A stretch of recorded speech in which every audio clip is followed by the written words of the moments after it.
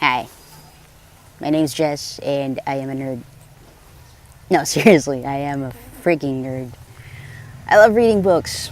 I know my C.S. Lewis, I know my J.K. Rowling, I know the classic nerdy stuff. I like playing board games, and yes, I also like playing video games. I started a little bit late. Well, I did, I am part of that 90s generation that got into Sega, that got into Nintendo. I was able to play games in those consoles. I grew up with the Famicom, trust me. And the thing about that is, I never really owned one, or my family never owned one, so I usually am either at a family or a relative's house playing that game or those games, or I'm at my friend's house playing PlayStation. Crash Bandicoot, Resident Evil, those were the things that we bonded over with, me and my best friends. And as I grew older, I began to actually explore different genres of games. So from action-oriented games, I actually found my true love, role-playing games. So, my favorite games were actually Pokemon and Harvest Moon. For those who don't know what Harvest Moon is, you definitely need to, you definitely need to go check it out. The funny thing is, I always target one girl there in Harvest Moon.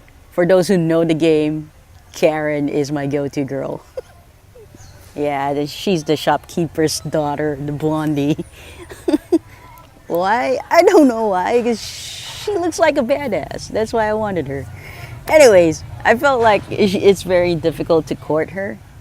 And, well, come to think of it, the Harvest Goddess was the most difficult girl to get in the game, right? You know what? Let's not get into details. So yeah, so from Pokemon to Harvest Moon, from the Atari to the NES, I definitely have a passionate relationship with games.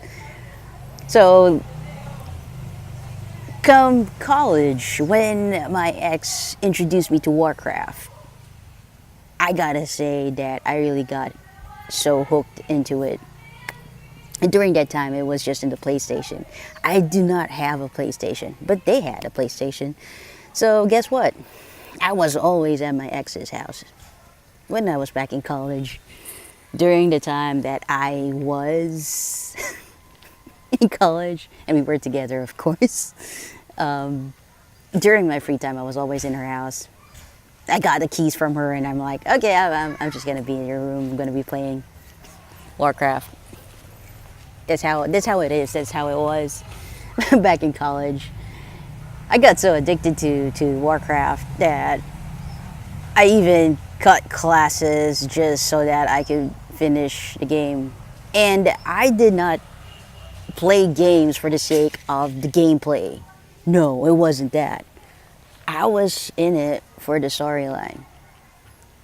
So I can tell you about the lore. I love the lore behind the games.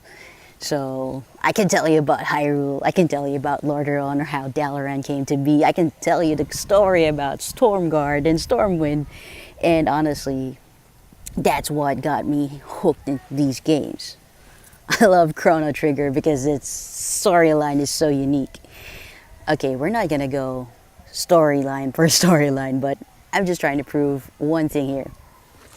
I'm a big game geek. So from Warcraft, it progressed to Dota. And I'm talking about Dota, okay? So the first time it got online, it was cool. It became an opportunity for me to play Warcraft with my other friends. Because it was Defense of the Ancients. It was a very cool strategy game. However, I started working and it stopped. A few times I got workmates, colleagues who actually played Dota, and we got to play Dota after work. So Needless to say, that stopped, or my fascination with games actually stopped when I started working. Before, I could spend like 24 hours playing, not even taking a whiz or anything. No, seriously, I was that addicted. It became a very. It came to a point that me and my ex had fought over it. Typical storyline, ain't it? So, 2015, I came, or I got into a very bad breakup. And some people from the support group that I was in, they actually asked me to join them. They said, "Hey, Jess, why don't you install this game? It's called League of Legends." And I was like, "What? That's a cheap version of Dota." Hey, don't throw stones at me just yet, okay? But let's be honest, Dota came first before League of Legends. And Dota 2 was already in existence when I got into League of Legends. So needless to say, I installed League of Legends, and I kid you not, I went from level 1 to level 30 in less than 30 days. I was grinding really hard. Every single day, I played like close to 10 hours each day. And as you know, of course, each play, no matter what the result is, you gain experience, right? So, yeah, I got a pretty good deal with that. So, I got acquainted with the different champions that was in League of Legends, and pretty much I have an idea of how to use them in lane. It's just that I really am poor at, gameplay. So strategy-wise, yeah, I got a very vague idea of where to put which one or which combinations would actually be good. I think that I would be a good coach, honestly. And until this game, or rather this, I wouldn't say playmate, but she was also from my support group. She said, maybe you should try watching professional League of Legends. I was like, there's a professional League of Legends game? No, it's not a game, but it's actually a league. So there is. And that started my fascination for eSports. So I grew to know, or rather, I became familiar with the different professional leagues for eSports. That's when I got familiar with the international and, most importantly, the worlds. So in League of Legends, so far they already have we are already on the 7th season for League of Legends, if I'm not mistaken. First season was won by Fnatic. It's a European. It is a European sports team. Second season was won by the Taipei Assassins, which was, of course, they're Taiwanese, which is now already in Asia, right? I mean, it is a Taiwanese esports company. Third season was won by SK Telecom. Fourth season was won by Samsung. Both were Korean groups. Fifth season, SK Telecom got their crown back. And sixth season, they got their back-to-back win. SKT won for the third time around.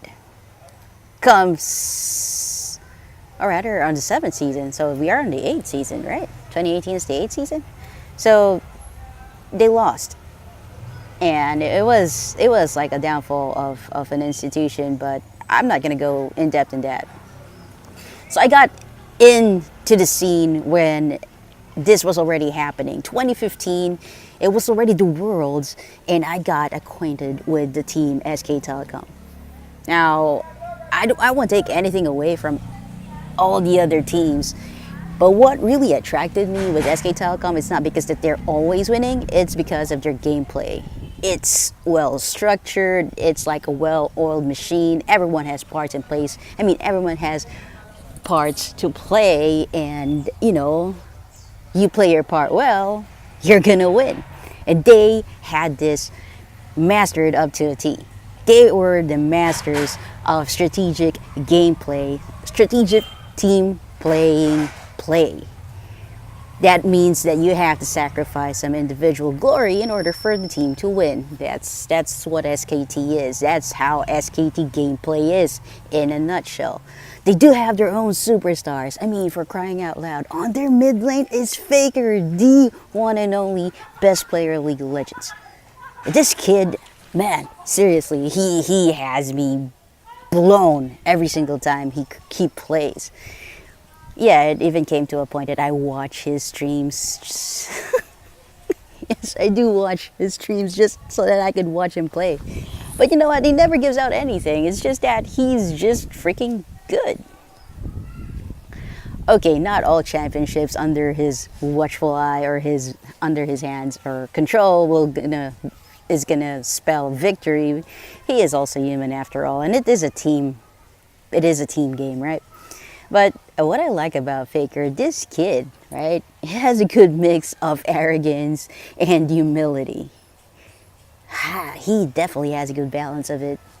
Well, anyways, so yeah, Faker, he is the guy to look out for in League of Legends. And I'm not going to discount the individual prowess of other players. Like right now, if I'm not mistaken, Uzi is the king. And it's funny because when I came into watching League of Legends, Uzi and Faker already had this rivalry. Uzi is I wouldn't say the Chinese champ, but he is an ADR and ADC from China. And Faker is a mid laner from South Korea. Needless to say, they really had a good rivalry because ever since the third season, they were already butting heads in the championship or in the world stage. So the first time I encountered the SK Telecom team, they were already winning the worlds, and they were already in a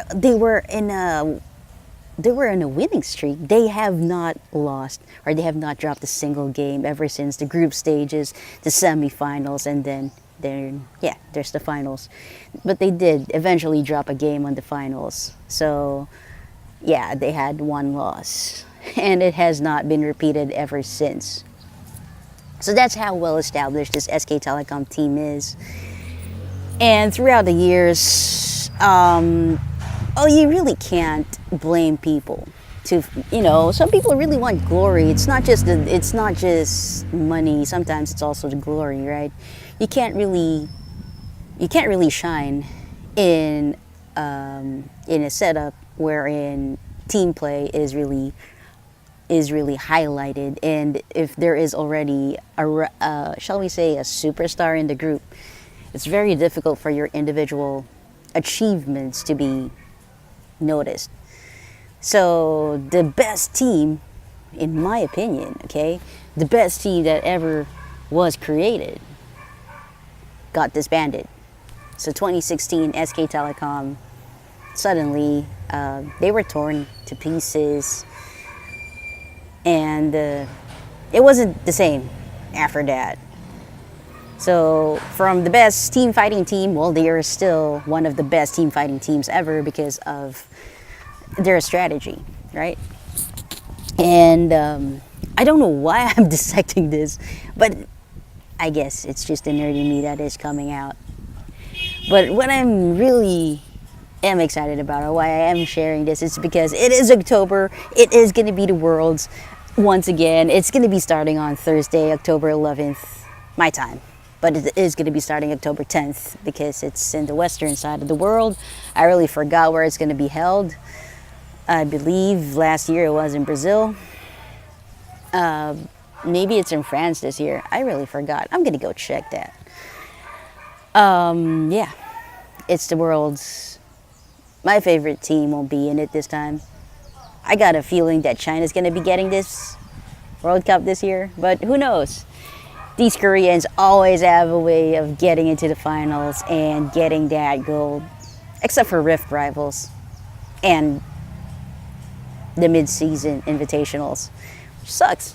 Well, at least Uzi won the thing, right? And this guy has been in the scene for quite some time. Hey, he deserves it. Well, anyways, it's the Worlds once again.